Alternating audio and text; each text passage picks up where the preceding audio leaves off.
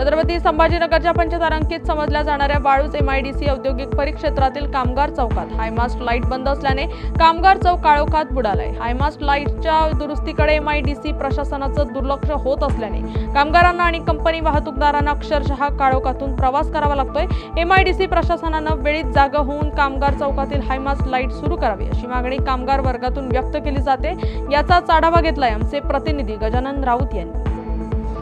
सध्या मी MIDC वाळूज परिक्षेत्रातील प्रवेशद्वार समजल्या जाणाऱ्या कामगार चौकामध्ये उभा आहे आणि याच कामगार चौकामध्ये जे आहे ते महत्त्वाची वर्दळ जी आहे ते MIDC वाळूज औद्योगिक परिक्षेत्रामध्ये सुरू असते। निश्चितच हा महत्त्वाचा चौक म्हणून समजला जातो आणि याच चौकामधून जे आहे ते MIDCच्या विविध रस्त्यांना मिळणारी वाहतूक जी आहे ती सुरू असते। मात्र याच MIDC परिक्षेत्रामध्ये जे आहे जे लावलेला हायमास्ट लाईट जो आहे गेल्या 3 महिन्यापासून बंद असल्याने या परिसरामध्ये जे आहे ते काळोखाचं साम्राज्य आपल्याला पसरल्याचं चित्र पाहायला मिळते।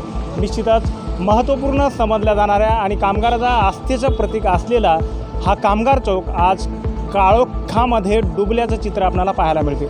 निश्चितच या काळोखाच्या साम्राज्यामुळं निश्चितच येणाऱ्या जाणाऱ्या कामगार वर्गाला जे आहे ते नाहक त्रास सहन करावा लागतो आणि याच काळोखामुळं जे आहे ते गुन्हेगारीला सुद्धा चालना मिळण्याची शक्यता आहे। लूटमार, मोबाईल हिसकावणे अशा विविध घटनासुद्धा वाढण्याची दाट शक्यता आहे। त्यामुळे निश्चितच MIDC प्रशासनाने या हायमास्ट लाईटची दुरुस्ती करावी आणि हा महत्त्वपूर्ण समजला जाणारा कामगार चौक प्रकाशमान करावा अशी कामगार जगतातून आशा व्यक्त केली जाते।